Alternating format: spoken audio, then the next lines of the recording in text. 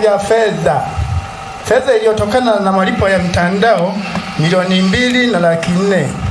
Michango ya jamii 890,000 na nguvu kazi kama vile kokoto. Utekelezaji. Ujenzi wa vyumba vya madarasa umekamilika hatua ya mradi wa pili ni utengenezaji wa madawati, lengo ni madawati 180. Utekelezaji. Madawati 131 yamekamilika na yanotumika na michango inaendelea. Ombi.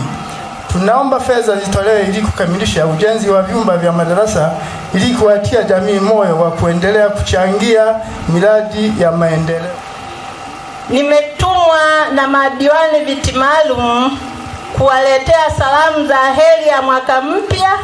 Vile vile wanawapongeza wanawake waliowachagua kuwaweka madarakani. Wanawapenda sana. Nimeambiwa nifikishe hizo salamu.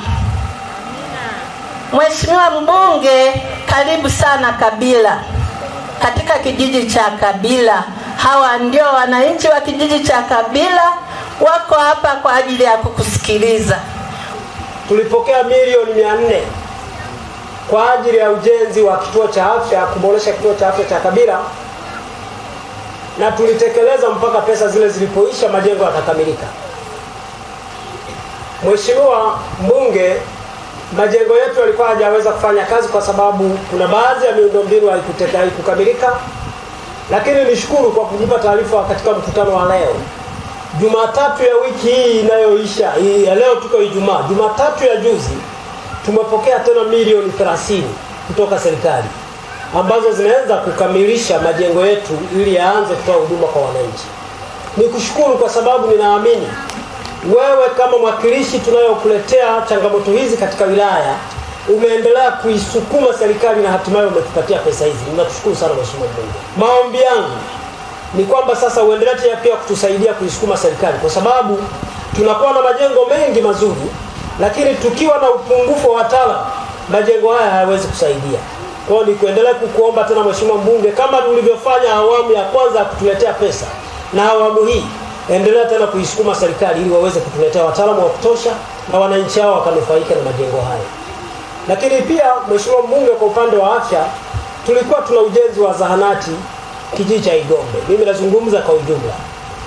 Nikushukuru na kukupongeza kwamba zahanati ile imejengwa kwa awamu ya kiwango cha boma kwa nguvu za wananchi, lakini mpaka sasa zahanati ile tumeshaikamilisha, imemaliza kupauliwa. Ninaamini wewe ni mpiganaji kama ulivyopigana awali na ulivyoendelea kutupatia vifaa, utaendelea kufanya kazi hiyo, na Kabila sisi tunaendelea kuwa pamoja na wewe. Lakini Mheshimiwa Mbunge, pia nizungumze kwenye upande wa afya vile vile. Ndagalu tunao ujenzi wa zahanati. Wewe tumepita na wewe juzi, tumeshamaliza kiwango cha msingi, tumeshamaliza ufyatuaji wa tofali ambazo wewe ulitupatia mifuko ya saruji 100 kutoka kwenye mfuko wa jimbo. Tunakushukuru sana. Hatua tayari sasa wananchi wanaendelea kukusanya mchango, na tunaamini mwezi huu kabla hujaisha tutaanza kunyanyua boma.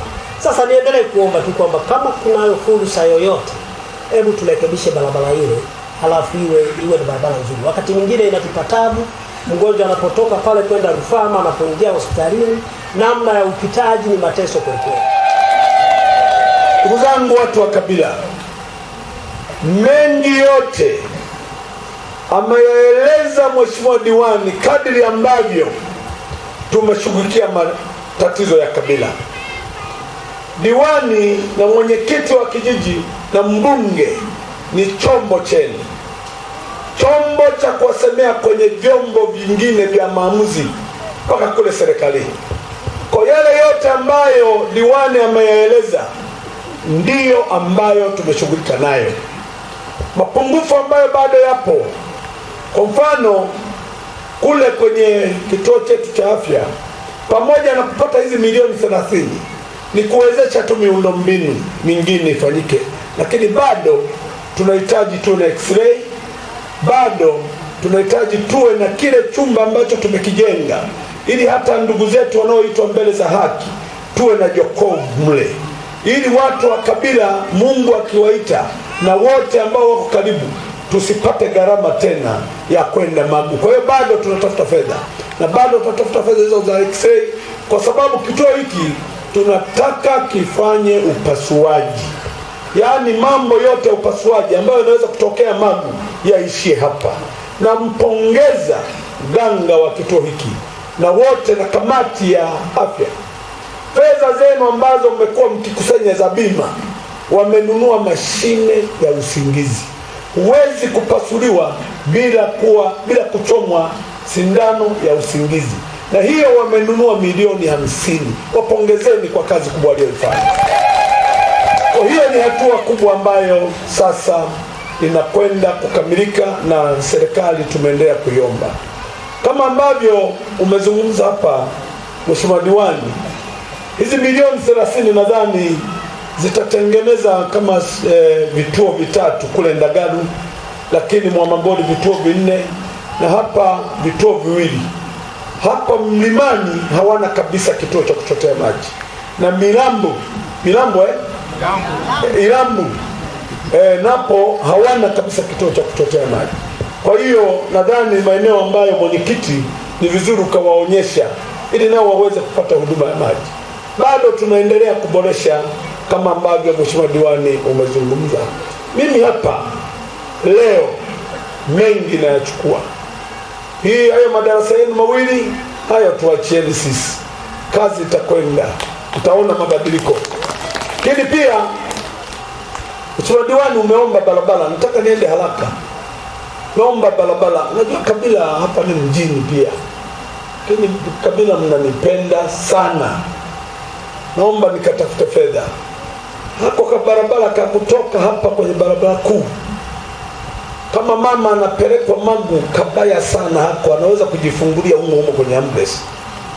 Naomba nikatafute hela haka kasichongwe tu mtaalamu. Naomba hata kajengewe mitalo kabisa kutoka hapa chini mpaka hospitali huku na huku, tuweke molam, kawe ka barabara kazuri ili wakina mama wasiteseke. Naenda kutafuta fedha, na hilo nimekutuma umeenda kuangalia. Na kule sekondari nako unajua kuna mambo robano baba itachiza eteke gempa gembo bine hela ya mambo na kona bajere barabara kujoko sekondari tupele na molam niyo shika kutiza na bana bizi Kabila oye. Jambo ambalo nataka kulizungumza nikiacha hayo ambayo nimeachukua na mengine mengi. Ndugu zangu, tumepokea milioni 160. Tumejenga madarasa 8 na ni madarasa mazuri. Kama tungeweza kuchangia wananchi wa Kabila milioni 160, yaweza kuwa kila kaya ingechangia 40,000. Kweli si kweli? Kweli si kweli? Tumpongeze Mheshimiwa Rais wetu kwa milioni 160 kwa ajili ya madarasa. Na kwa kweli ni madarasa mazuri. Sasa watoto watakaosoma mle mwabadume wenekele, hakuna vumbi, hata kinyesha mvua umeme unawaka, yaani watakuwa wazuri, wasafi. Kwa hiyo tunaamini kwamba watasoma vizuri sana. Sasa ndugu zangu, kuna jambo linakuja mwaka huu mwezi wa 10, tuna sensa ya watu na makazi. Unajua fedha tunazopokea za miradi ya maendeleo huwa zinalenga idadi ya watu. Leo nikiwahesabu watu mlioko hapa, ni sehemu ndogo sana ya watu mliowaacha nyumbani. Na mtaalamu wangu leo wa afya amenieleza kwamba mgao tunaopata Kabila wa vifaa tiba na madawa ni kidogo sana ukilinganisha na watu wa Kabila walivyo.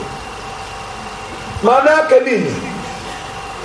Duniani kote kila baada ya miaka 10 taifa au serikali huhesabu watu wake. Mwaka 2012 tulipotoshwa na wenzetu wanasiasa, wanaharakati. Tukapotoshwa, wengi hatukwenda kuhesabiwa. Ndio maana migao yote tunayopewa inalingana na watu watahesabiwa. Niwaombe ndugu zangu, hakuna madhara yoyote ya kuhesabiwa. Kwa hiyo tusipotoshwe na watu, kwa sababu kuhesabiwa ni kwamba serikali iweze kupanga mipango yake ya maendeleo kulingana na wananchi wake. Bila kuhesabiwa mipango yetu, migao yetu ya fedha, tutakuwa tunapewa kidogo sana.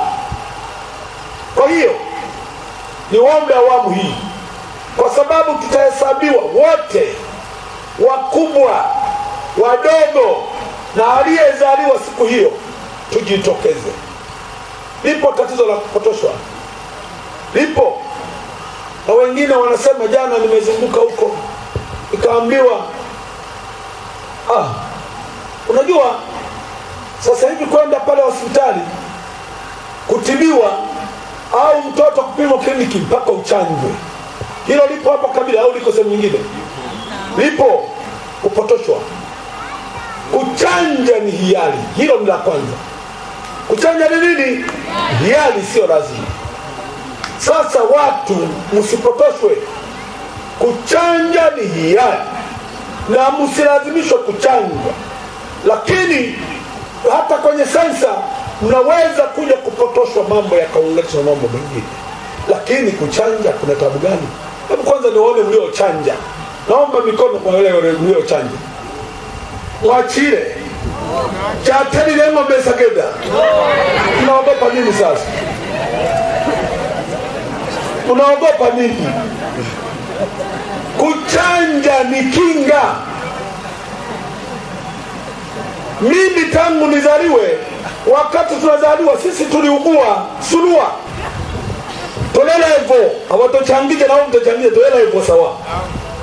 Sasa ndio wewe ndio ngakadu. Sasa surua ilimaliza watu wengi sana.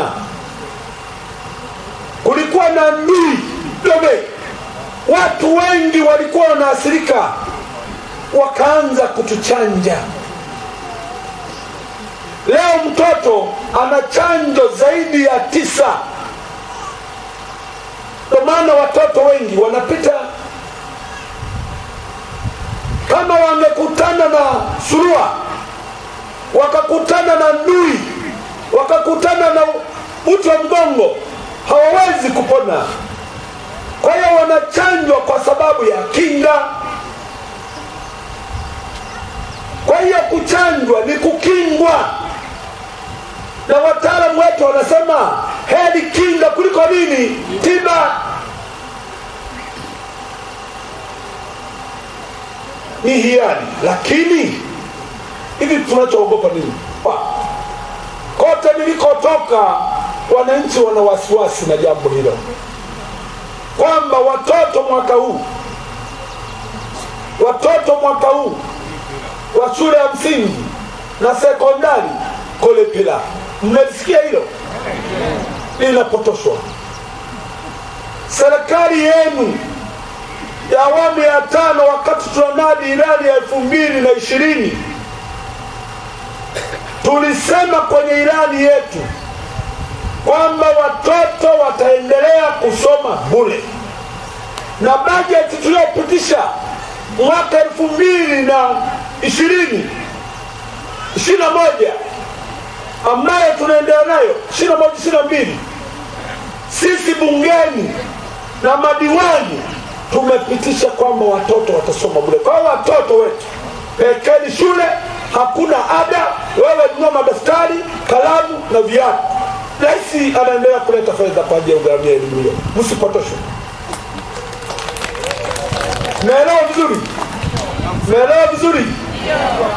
Msipotoshwe. Kuna mwalimu hapa. Mwalimu, una waraka wa kulipia ada? Mwalimu huyu hapa, kuna waraka wote. Kama kuna mambo labda kamati ya shule, kijiji, mmeshauriana mambo fulani, hayo ni yenu, lakini si ya serikali.